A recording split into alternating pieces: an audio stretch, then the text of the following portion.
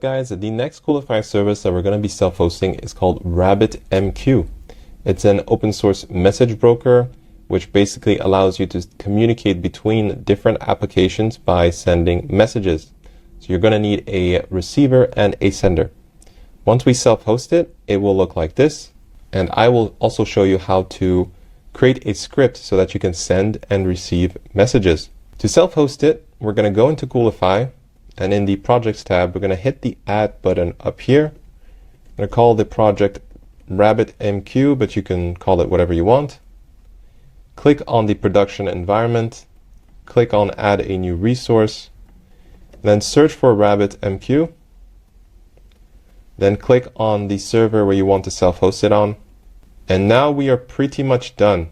If you want to change the username and password for the service, you can do that now before deploying. But I'm just going to leave it as is, and I'm going to hit deploy. So now my container has started. I'm going to close this window and wait for it to be green, and it'll say healthy.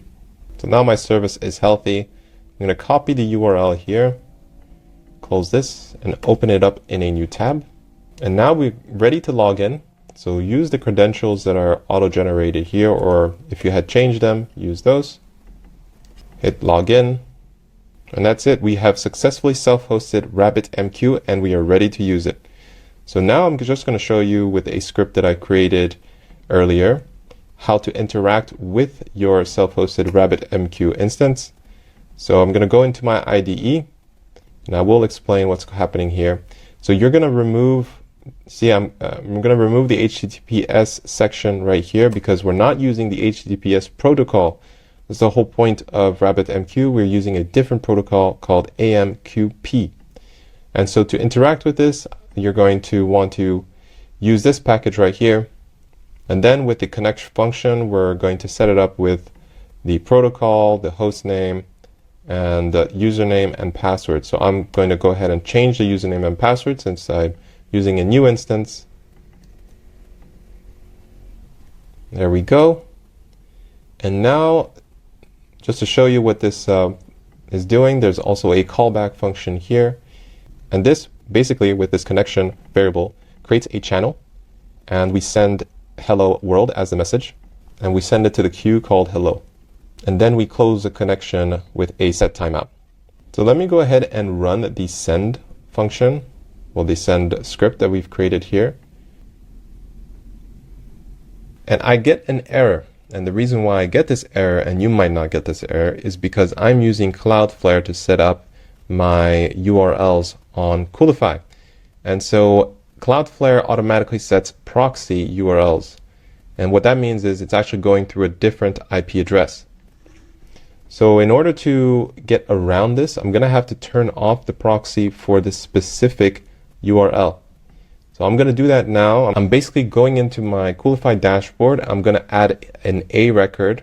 The A record will contain just this portion, so the subdomain, and the content is going to be the IP address of my server. So I'm going to set that up, and then I'm going to turn off the proxy that's being set for that A record.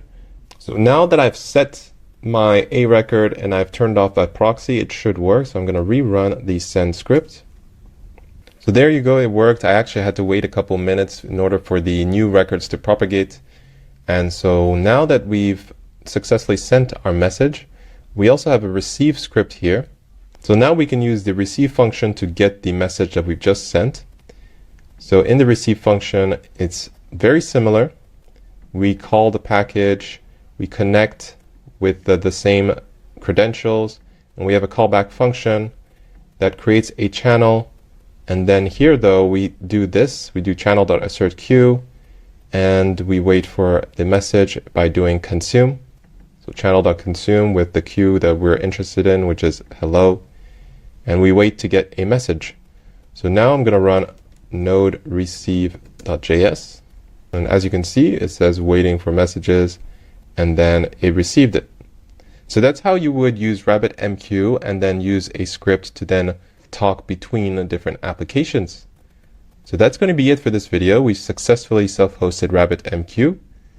And just to top it off, let's go back into the management dashboard here.